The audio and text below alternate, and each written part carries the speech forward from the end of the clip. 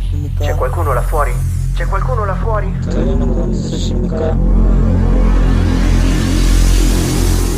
Benvenuti al Christian Podcast.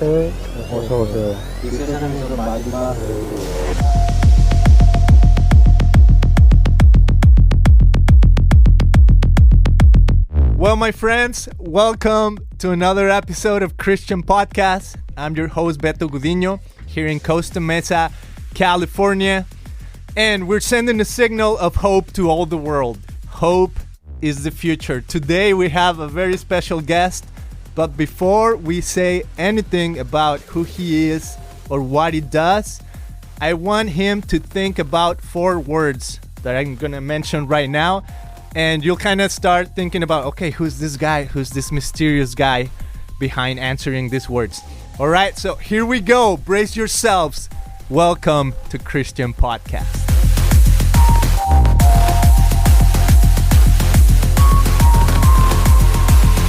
All right, my friend, we won't say who you are yet, but I guess people can see in the description, but right? It's a giveaway, right? It's a giveaway. 4 words. First one, Hollywood. And I'm supposed to respond with whatever comes to my mind? Whatever comes to your mind. Disruption. Disruption. Good. Jesus. Everything. Love it. Third word, money. Necessary. Good. And last word, social media. Well, I guess it's 2 words, technically. The means to get it out to the world. Love it. My friends, please welcome Derral Eves, the executive producer of the Chosen TV series, the first ever episodic TV series based on the life of Christ. And he's here on the show. We're so excited. We're so glad. But Derral, did I say it right, first of all? Derral? Yes, you did. Thank you. That's a first. It takes time, man. I'm from Mexico, so I always excuse myself with my accent. But, man, you guys have an amazing show. It's everywhere in the world. You guys are, like you said, even disrupting. You guys are doing things that are way different. And I feel like, in a sense, I mean, I'm in love with the show. I've been, showing it to my friends, my family. But this is major because it's all over the world. It's global. And I'm sure you guys have fans in many parts of the world. And I feel like, in a sense, I'm a fan. And I feel like I represent, like, a little bit of outside the United States. Even though I'm here in the United States, I feel like I represent that fan from Latin America, at least, right? Or the rest of the world. But, Derral, tell us a little bit about who you are and what you do. Yeah, so that's an interesting question because, when I started my company back in 99, I was focusing in on social media and just kind of growing as the industry went. And my company just really works on getting people to see stuff and then converting that into money. And we got really good, did a lot on YouTube, worked with some of the biggest brands and YouTube creators on the planet. And that's how I got started. And I made a name for myself, in the YouTube world. And I just didn't know what God had in store for me and in my path. I just didn't know until I knew. Yeah. I just felt, you know what? There's a lot of opportunity out there. I see all this content that my kids would watch, and I'm like, there has to be a counterbalance. We have to be able to put out more good than evil out there. And I made it kind of a quest of really facilitating creators that put out light in the world. And I literally built a business upon that. And that's kind of how I stumbled into an amazing creator, Dallas Jenkins, and the rest is history after that, for sure. Wow, that's so good. I love it. And we're going to talk about Dallas towards the end of this episode. But definitely. I want to, as you're talking about first your role as an executive producer, would you elaborate a little bit on what that even means? Yeah, so I think taking a step back, Dallas and I are partners, and we have some others that we saw the vision of what we wanted to do, which is do an amazing TV show that give it justice with production value and with heart. And so that's kind of where it started. And then running kind of the day-to-day operations while Dallas creates. It's like my whole job is to help facilitate Dallas to create. And, it's his writing, his directing, his vision, and I'm there to support it.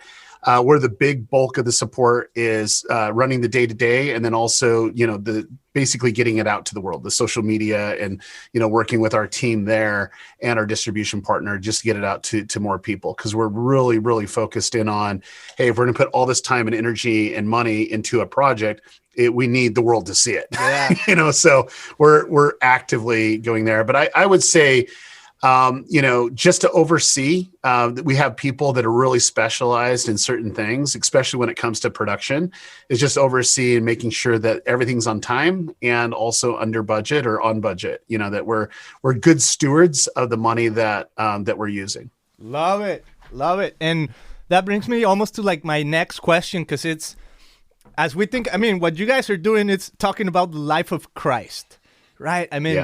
Divine, holy human, and one of the most impactful, important stories of our entire lives and of our entire humanity, right? For sure, maybe debatable for some, because some people don't believe in Christ. There's no debate here. Like it's the greatest story ever told. There's no debate. It is. But when it comes to money, what did it take to support? And of course, you're involved in this. So what did it take to support Jesus's ministry back in the days? Yeah, I think let's just take away money. You use that as one of the words, and I said it was a necessity, right? Mm-hmm. It's like something that we need. But I think if we take it back, it's where our heart is first. Wow. And where our goals are. And I can tell you, when we first started the project, we basically had the idea, and it was to do a multi-season series about the life of Jesus Christ. And all it was an idea. And I think the big thing was our heart and dedication went towards the project. And Dallas was able to really vocalize it in a way that got more people on kind of on our side of making it happen. Because what happened was, we found very quickly we could only move as fast as what God allowed us to. We were kind of what we call in the manna marketing program. We only had enough money and enough to sustain us for that day or that task that we needed. No more, no less. If we try to hang on to something, it was gone, just kind of like the manna was with the children of Israel. But it was just kind of really understanding that God has his course for this. And it's like line upon line, precept upon precept. And what we found was the here a little, there a little is we just got the right people in play, and it got us to do something, which was get this season 1 funded. And what was amazing from that was we were able to break the all-time crowdfunding record in film and television, and literally doubling the amount of income. We were able to do over $10 million, which is, you think a lot of money, but for TV production, it's just meager amount, but it's what we needed. And what was the necessity to put the production in to have it the level of production that you're able to see in season 1 and season 2. It's just like there is something about it. And so that's why when I say it's a necessity because of that element. However, what I found was God provides. Like he will provide at the right time and at the right moment. I want to share one with you. Sure. This is really impactful for me, but we did our first round of raise, and we were literally short money. People couldn't do their investment, and just one reason or another, we were short about $128,000. And I remember, like, we didn't have any income coming in. We got to get into production, and like, there's just no other way to get the money. And I remember having a conversation with Dallas, and we were just saying, hey, we're $120,000 short, and what are we going to do? And we're kind of discussing it back and forth, getting other investors involved, getting another round going. We had a lot of discussion. And at the end of it, we basically felt that we just needed to trust the Lord. And it wasn't even 2 days later that I had a check in my hands for $128,000, which is exactly what we needed, to do what we needed to do. And that just told me right then and there that there's a higher power. God is with us. And, it's something that our hearts were there, and he was going to provide when we needed it. And he has proven time and time again, when we hit those spots. I can give you example after example, but for me, that was that first moment of, oh my goodness, is exactly the dollar amount and a little bit more. And I just knew that we needed to use this necessary means, the funds, but do it and be a good steward over it. It's really important that we're a good steward over that money, because it is doing what it's supposed to do, which is pretty much telling the best story and the most amazing story, the greatest story ever told. And we need to be mindful of how can we improve the production quality and then also the distribution on the money that we have. Love it. Thank you for sharing that story. Derral, even as you're sharing the story, you got a little bit teary-eyed and emotional. And I would think, as I was trying to compare this to Jesus's ministry back in the days, I mean, we read the Gospels, and there's this passage where they're entering a city and they need to pay, whatever amount of money they need to. I love how first it never says how much, right? I mean, whatever, money. Yep. But then he tells the disciples, go and get it from a fish. And I'm not spoiling anything. This is just the Gospels. I don't know if it'll be on the show at some point. But then they go to this place, open a fish's mouth, and there the money is so that they can enter the city and pay. Yep. And I wonder if, as you're mentioning this episode of God's provision for the greatest story ever retold in the 21st century, if maybe the disciples got teary-eyed when they go to this place and they find this fish and they're like, I can't believe it. I mean, here is the money, right? Here is God's provision again and again and again. And I love how... Well, and I think that's a constant theme, right? Like when you turn your heart to Jesus and when you accept him, that is a constant theme. It's like we feel like sometimes we're alone, but we're really not. And then when we put trust in him, that's when we actually have a closer connection of understanding his glory and ability and his power. And it's that faith that we put in him that he will provide. And it's not like when I say that the money's necessary, it's not that we need it, because God knows what we need and he'll give us what we need if we're doing what he wants us to do. Right. And we're heading on that path. I think as whether you're a first century disciple or a current day disciple, it's like giving your heart to Jesus, but more importantly, giving your heart and trust to Jesus. And you're going to see, and we read in the Bible, people would give their heart, but their trust was earned over time. As they get to know Jesus more intimately, that trust was there. And some people didn't even have that trust. Even when he died and was resurrected, it was like Thomas. It took quite a bit. He had to see with his own eyes.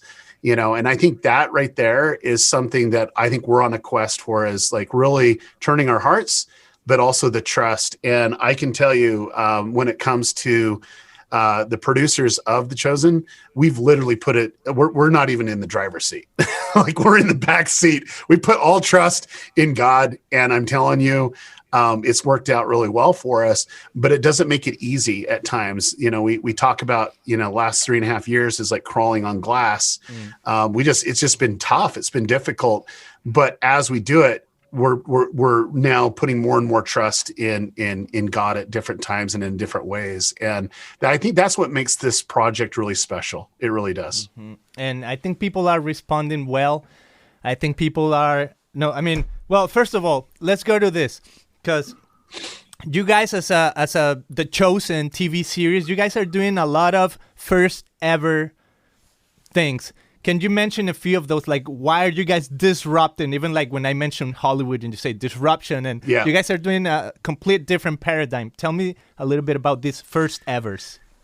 Yeah, the first ever, the biggest one, first ever multi-season series about the life of Jesus Christ. That's probably the biggest one. The first ever, crowdfunded project for film and television in the Christian world and breaking all-time crowdfunding records. Really, there's been other first ever, outside of the Hollywood system is there, but it's really the first ever crowdfunded project of this size that instead of we're doing a t-shirt for a crowdfund campaign, we actually took on partners. We got approval with the Securities Exchange Commission to take public money. And when people actually contributed, the 19,000 people that contributed over $10 million, they became our partners on the project. And so as the chosen wins, they get a dividend. And that's a big thing. Now, there's all these little, things that are going on, but that was a first ever too. The big thing I would say too is the way that we watch, and our goal is to get it out to 1 billion people. And if we just do it the way that Hollywood or, big studios have done it, we'll never get out to 1 billion people. It'd take too long and too arduous of a process, and people are too territorial. But we're the first ever free app that you can watch it in any country. And it's translated in so many different languages. And it's just so amazing. And as we get more time with the show and get more people volunteering and helping us out, it's going to go out global, which it is, but it's just going to spread to all the ends of the earth. Love it. Yeah. Those are some of the first evers of the Chosen TV series. And can I do one more? Oh yeah. I got to do one more. This is really a big deal, but our main cast, it's the first ever show about Jesus that they're actually from that region.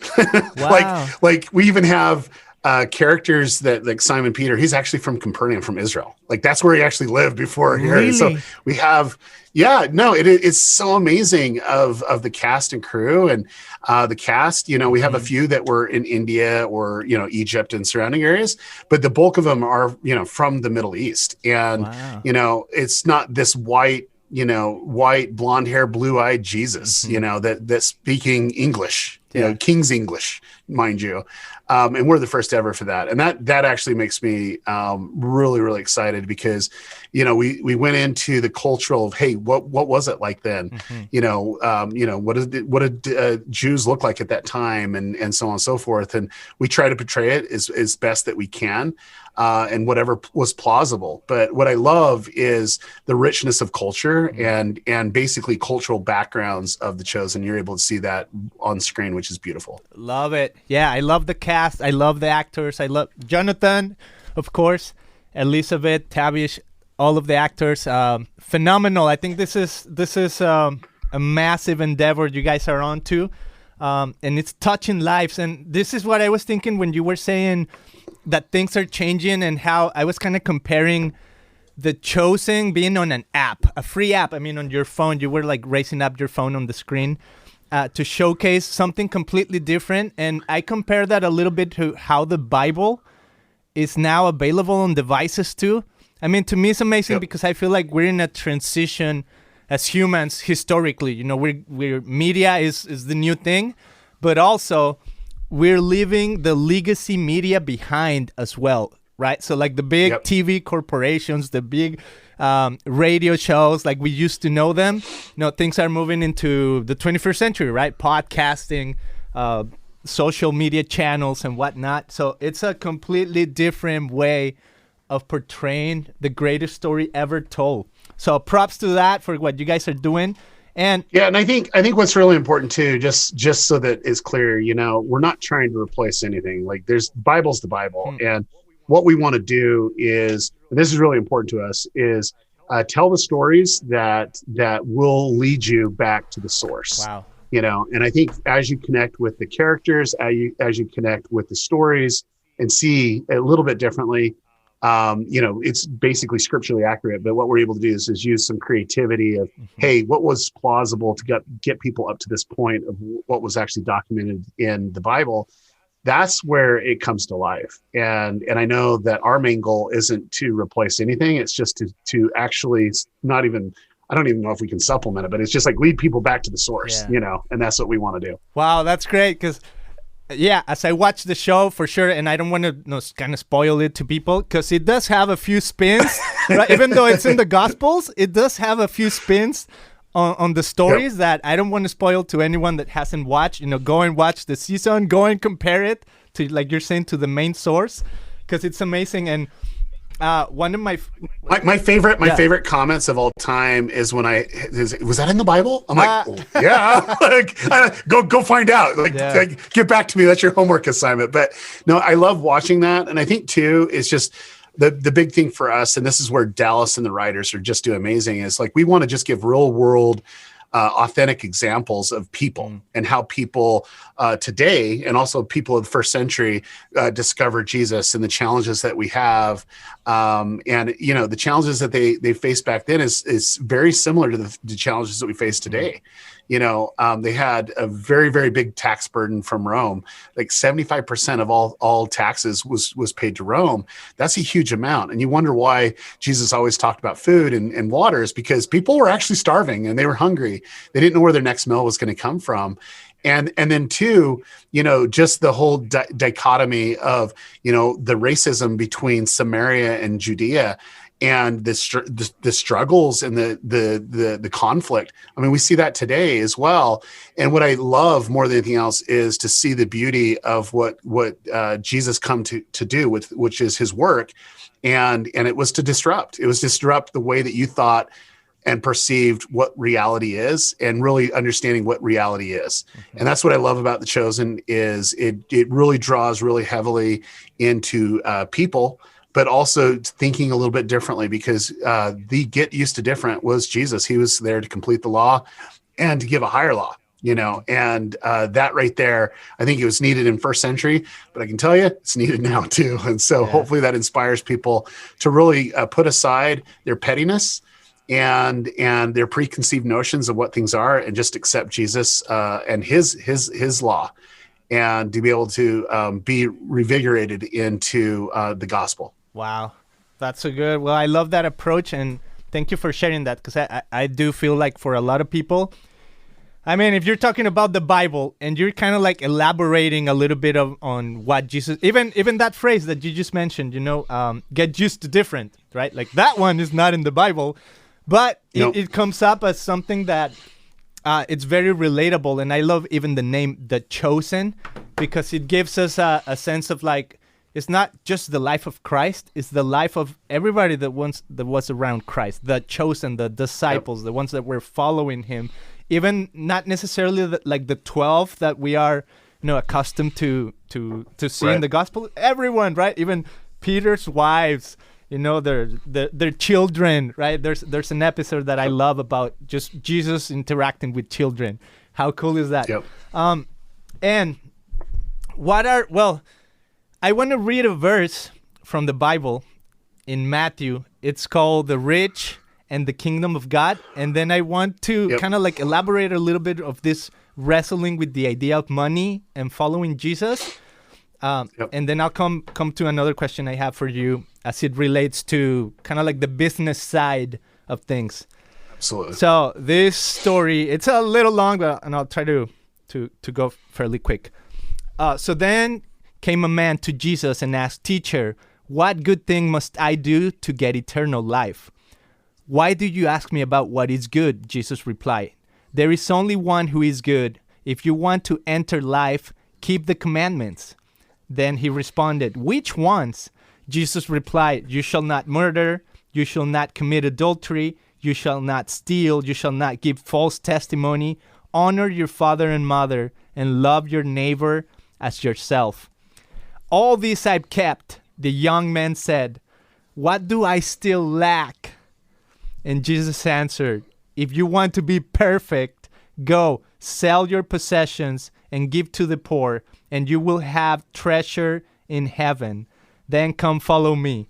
When the young man heard this, he went away sad because he had great wealth. And then Jesus said to the disciples, "Truly I tell you, it's hard for someone who is rich to enter the kingdom of heaven. Again, I tell you, it is easier for a camel to go through the eye of a needle than for someone who is rich to enter the kingdom of God." Derral, what have you learned about the relationship to money and following Jesus, and specifically with the chosen? Yeah, no, I love this verse of Matthew 19 is one of my favorites out there. And I think what we can really reflect is this individual was willing to live the commandments. He was willing to do what he needed to on Shabbat. He was really good to his neighbors, but his heart wasn't completely God's. And he actually had another God, which is the God of money and wealth, right? And what that came to it. And so I think with the chosen itself is we realize that the money that we have is not ours. It's not ours at all. And, we're stewards of it, yes, but it's not ours. God giveth and God can take away. And I think that's the difference of that is God will use what he needs to get his means. And sometimes it's not money. Sometimes it's just, perseverance and dedication. But other times it's, hey, everything that you have, like giving everything that you have to the project. And I really do appreciate this understanding, because I think it's really misunderstood by a lot of Christians out there. Money's not bad, but it's the intent that we worship the money as bad, right? Mm-hmm. And if we just use it as a tool, as a necessity, and you use money as a tool to create a show about the life of Jesus Christ, and also a vehicle to get it out to the world, then it's not what the same with that rich youth, was looking at it. It's not a possession. It's a tool. Big difference. And I think that's what we need to come to. And I do know this. There's another part in the Bible that I really love is Job.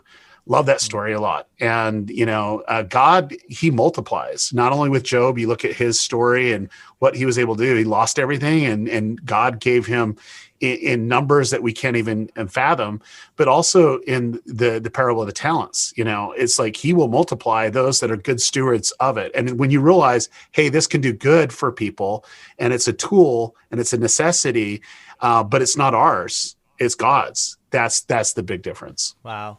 Good. The heart and the attitude behind money. I love it. Derral, as it relates to you being a businessman, how would you define success then? What is success, and what would success look like for the chosen? So what keeps me up at night the most is in those 19,000 people, we had people that donated the widow's mite, and I think the big thing for me is being a good steward of that. And even though that we've gone through that money and that was producing season one, it still keeps me up, because that trust when there was no series, that trust when there's no concept. I mean, we had the pilot, but I wasn't even remotely close of what the show is today. And it was that trust in the vision and the trust in us. And so that right there is something that Dallas and I, we talk about a lot. And we're very cautious with everything, because this is a vehicle that was given on a widow's mite. And that right there is priceless. It is. It really is, because it's not just one investor or one person that's really wealthy putting money into it. I don't think it gives it the heart of having 19,000 people just give their all to it. And we get fan mail a lot. And we have people sending something in, and there was a lady, I won't give her name because I haven't asked, if I could do this on a public setting, but she gave us $2, and that's all she could give. and like for me, that's just as important as $2 million, $2 million is because it was her all, and she just wanted to contribute to the cause. And yes, we're not a nonprofit. We're not a religion, we're a for-profit production, but our heart is to get it out, to be profitable so we can get it out to more and more people. Wow, that's so good. And one of the other questions I have, Sid, kind of like keep in mind that stewardship concept that you just mentioned. What are some of the other like non-negotiables or tenets when it comes to funding the ministry of Dallas Jenkins? I mean, you're partnered with him, but the chosen is not just you two guys. You have actors, production, scouting, location. I mean, you guys, in a sense, are also feeding, many families through giving employment. So, what are some of these other tenets of these are non-negotiable when it comes to money? Yeah, I think non-negotiable is like we just need to be good stewards. I mean, that's just where it's at. And if we can do something and pull the same level of production off with less money, we're going to do that every single time. We're going to do it. And we would rather reallocate that money into future seasons or whatever we need to. And we're so focused in on getting this to 1 billion people. Like, it's pointless if we can't get it to 1 billion people. And so putting our energy and effort in behind the scenes and other videos that people can gravitate towards, and then get behind the cause of getting it out to 1 billion people. And so I do know this, as we continue to create the Chosen in different seasons, it's just going to cost more money. It just is, because the nature of production, we're not on a shoestring budget anymore, and we need to be able to give benefits and support families, and really put in more money in getting the right people to pull off the greatest story ever told, so that when people watch it, they're really impacted not only by the message behind it, but the beauty of the whole essence of the cinematography and the writing and everything that's involved. Mm-hmm. And I love Dallas writing. One of my favorite comments about the show is actually from Dallas's dad. I think it's on the website, and it says, if people don't know, Dallas' dad, he's the author of the Left Behind series, right? Or co-author of the Left Behind series, among many other books. But one of his comments is, "Finally, my son does something worth watching," or something along those lines. It's true. And once you know their family, it's an interesting dynamic. But what I love is, I think God uses all of us, and specifically the Jenkins family. And we'll talk about his father. Like, what a beautiful storyteller. In a medium that is amazing. And then Dallas found his own medium, which is, film and television. And, he is an essence of someone that really truly cares about the project. Sorry, my thing was coming out. Sorry. He cares about the project so much. And what I love more than anything about it is he's devoted just to tell the story in a unique, fresh way, because he's watched so much, content out there that was just subpar, and he's a beautiful storyteller. But what I do love too is that God is assembling people to bring into the chosen world, to use their talents and abilities, and to accentuate the project, or amplify the project in so many different ways. Wow, so good. What are some of the? I know you're in season 2 right now on the app. It's available, and you guys are releasing episodes as they come out. What is like the main goal with The Chosen? Is it to have a specific number of seasons, a specific number of episodes, to have almost like the Star Wars, the saga, and then you have a spin-off on a character? Is there anything like that, or is that too way far ahead of the? We're going to keep it simple. We're going to do 7 seasons. And so we're in season 2 right now. And so we're going to do a total of 7 seasons. Each season will have at least 8 episodes. There might be a couple seasons that might have more. Who knows? We won't know until the writing phase of it. But we definitely would like to write about the Gospels. So The Chosen is about the Gospels. So it's going to lead up to the death and resurrection of Jesus Christ, and then some time afterwards is what we're going to do, and that will be in the 7 seasons. And then there might be something we might do the Book of Acts, and something like that. We don't know. It's too far in the future. All we care about is doing this justice and getting it out to as many people as possible. Wow, so good. Derral, thank you so much for your kindness coming on the show, for sharing a little bit of light on what is it like to be a businessman supporting the greatest story ever told in the 21st century. The Chosen is the first ever episodic series about the life of Christ. It's disrupting social media. It's doing things differently. The first ever crowd-funded project of this caliber in the world. How cool is that?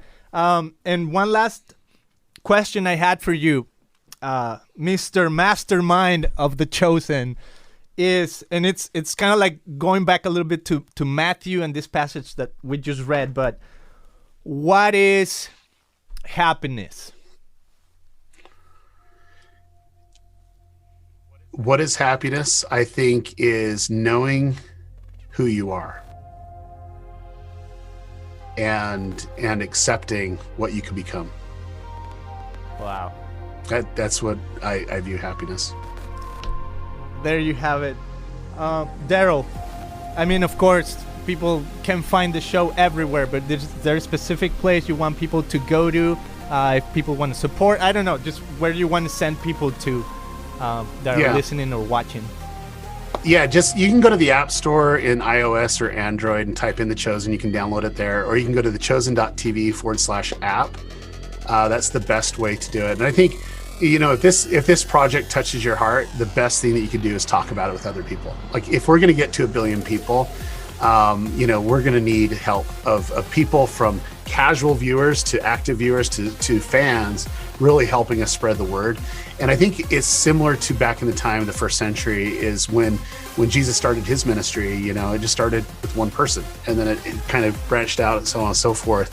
And what's beautiful about this is, what happened in first century, continues today, and his story needs to be told, and his story needs to be understood, and his people need to accept him. And if this can lead people to him and to the Bible, that's what we're all about. So go to thechosen.tv/app. Awesome. Well, there you have it, my friends. Derral Eves, the mastermind behind the successful funding of the first ever episodic TV series of the life of Christ, The Chosen. Thank you so much for your time. Have a great day. We'll spread the word about The Chosen. We love the show. Can't wait to have more seasons and episodes coming out. Thank you.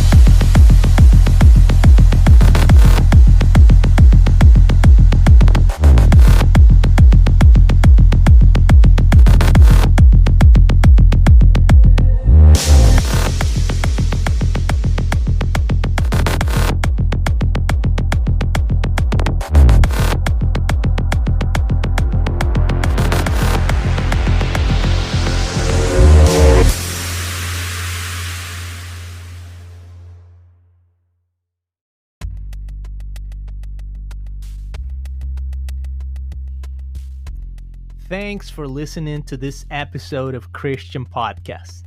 If you liked this episode, share it with friends and family. Make sure you subscribe and leave a positive review wherever you can. You can also visit christianpodcast.com to learn more about our show. Hasta la vista.